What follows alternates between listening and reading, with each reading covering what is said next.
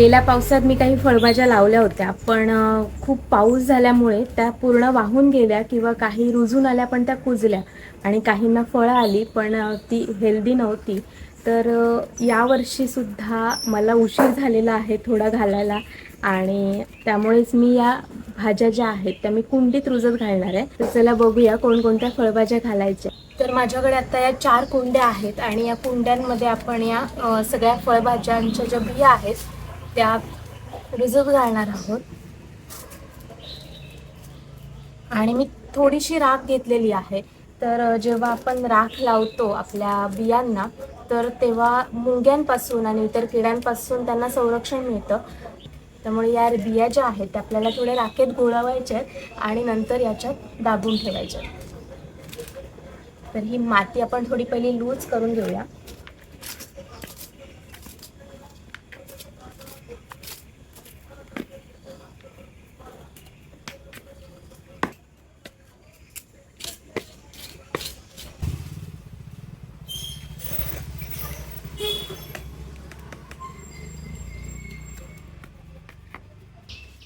हे घरी तयार झालेलं कंपोस्ट आहे, ज्याचं एक थर कुंड्यांच्या वरती टाकते. तर आपल्याकडे या बिया आहेत, हे आपण विकत आणलेले आहेत. हे पडवळ आहे, चिटकी आहेत, भोपळा आहे, काकडी आणि लाल भाजी. लाल भाजी कदाचित आपण बाहेरच्या भागात घालू आणि चिटकी जी आहे ती मोठ्या कुंडीत घालणार आहोत. चिटकी म्हणजे आपण मालवणी चिटकी म्हणतात आणि मराठीत गवार. तर या ज्या बिया आहेत त्यांना आपण थोडंसं राखेत बुडवणार आहोत, घोळवणार आहोत असं, आणि राखेत घोळवून त्या लावायच्या आहेत. तर अशा 2-2 बिया, 2-2, 3-3 बिया घेऊन छोटासा खड्डा करून मी त्यात घालणार.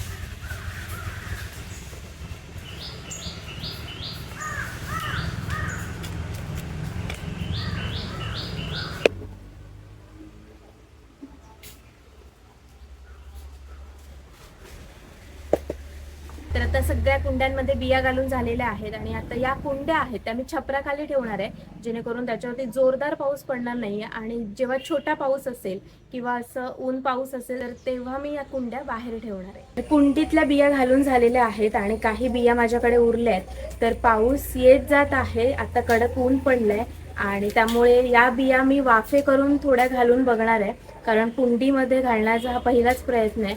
तर चॅनलला सबस्क्राईब करा, म्हणजे तुम्हाला या कुंडीतल्या बिया रुजून आल्या की नाही आणि त्या कितपत मोठ्या झाल्यात हे सगळं मी तुम्हाला दाखवत राहील.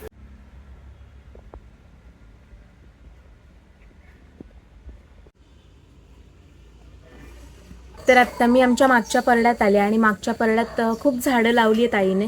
आईला झाडांची खूप आवड आहे. हल्लीच तिचं एक निरफणसाचं झाड जे साफसफाई करणाऱ्यांनी तोडलं, तर आता नवीन एक झाड आणलं आहे निरफणसाचं, तर ते आपण आता लावणार आहोत. आणि आपल्याकडे ज्या बिया राहिलेल्या आहेत तर त्याच्यासाठी आपण छोटे छोटे वाफे करून त्या बिया आपण पेरणार आहोत. आणि आपल्या परड्यात काही छोटी मोठी झाडं आहेत ती मी तुम्हाला दाखवते.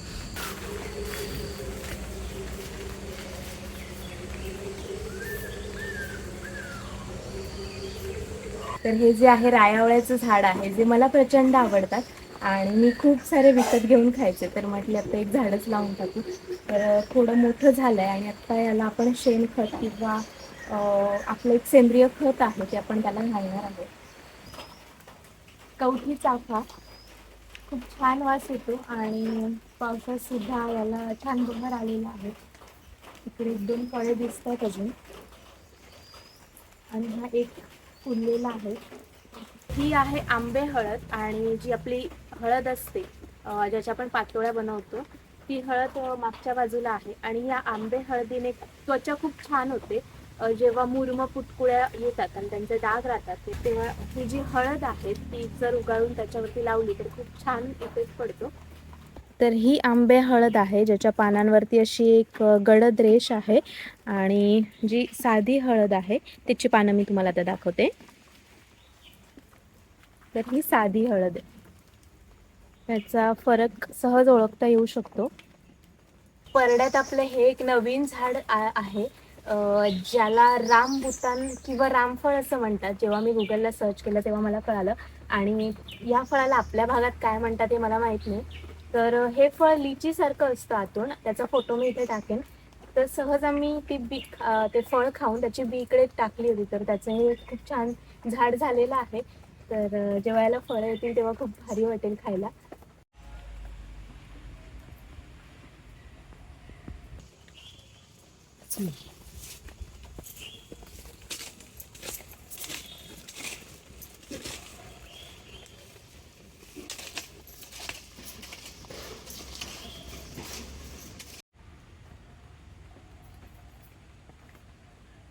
ही माझ्या जी हातात आहे ती अन्नपूर्णाची पात आहे आणि ही पात आपण जेव्हा भात शिजताना त्याच्यात थोडीशी टाकली तर खूप छान वास येतो. असा बासमती तांदळासारखा वास येतो. तर ही पात आता आपण लावणार आहोत.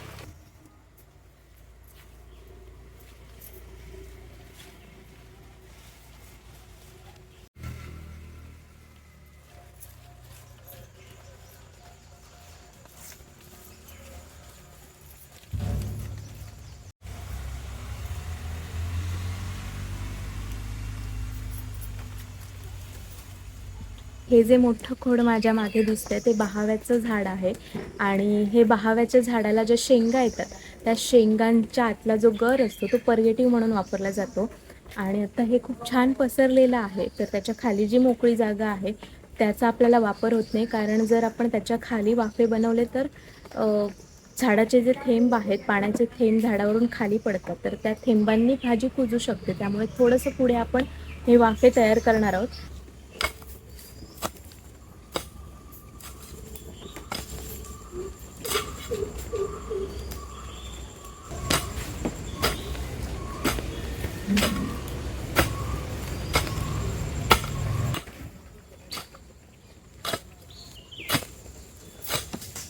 गांडूळच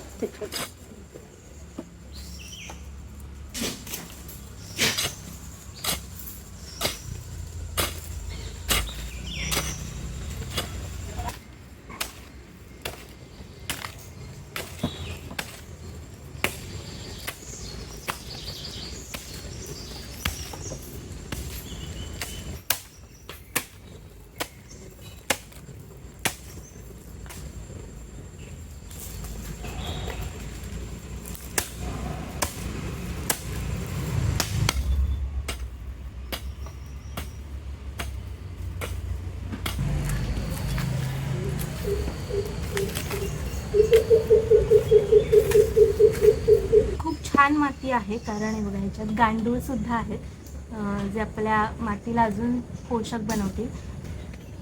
तर आपला वाफा तयार करून झालेला आहे आणि ही जी तुटकी कौलं आहेत ती आपण साईडने लावणार आहोत म्हणजे पाणी बाहेर वाहून जाणार नाही आहे आणि याच्यात सुद्धा पाणी भरलं तर भाजी कुजू शकते. त्यामुळे बाहेरून आपण त्याला संरक्षण म्हणून या कौलं लावणार आहोत.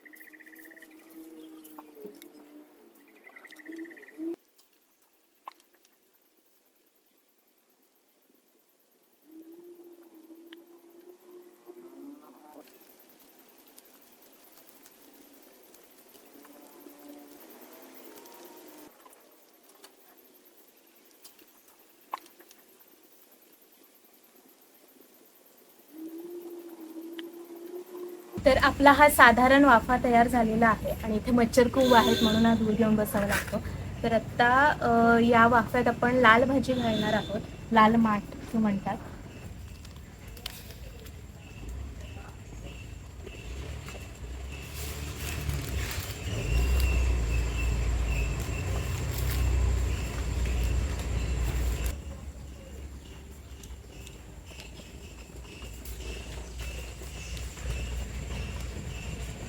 तर याच्यावर मी थोडीशी राख पसरून घेणार आहे, अगदी विरळ.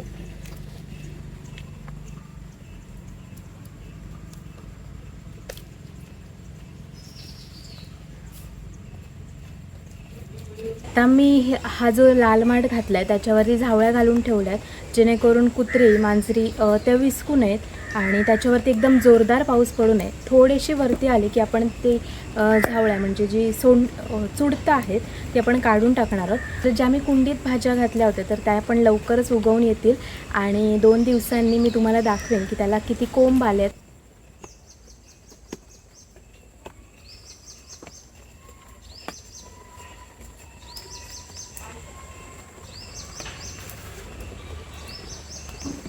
तर झाडांना मिठी मारणं ही एक थेरपी आहे. जेव्हा आपल्याला खूप लो फील होत असतं, जेव्हा आपल्याकडे बोलायला कोणी नसतं आणि असं केल्यामुळे आपल्या आतला जो एकटेपणा आहे, भीती आहे, ती पटकन नाहीशी होते. जर तुम्हाला असं कधी लो फील झालं किंवा खूप एकटं वाटत असेल तर या झाडांना येऊन मिठी मारा. खूप छान वाटतं. हा प्रयोग तुम्ही तुमच्या सोबत करून बघा. तर माझी ही निराश असल्यावरची थेरपी आहे. गेल्या वर्षी सुद्धा मी अशाच बिया रुजत घातल्या होत्या. काही वेली भरपूर मोठ्या झाल्या, त्यांना काकडी किंवा भोपळ्याच्या काकडीच्या वेलीला काकड्या सुद्धा आल्या होत्या. भोपळ्याच्या वेलीला फक्त फुलं येऊन येऊन ती जात होती. काकडीची जी फळं होती ती अशी गोल येऊन कुजून पडत होती आणि त्यावरती आम्ही बरेच प्रयोग केले. मिरचीच्या पाण्याने थोडे काही तेवढ्यापुरते जायचे पण परत येत होते. तर यावेळी असं होऊ नये म्हणून तुमच्याकडे जर काही उपाय असतील, घरगुती उपाय असतील तर मला नक्की सांगा. भेटू पुढच्या व्हिडिओमध्ये.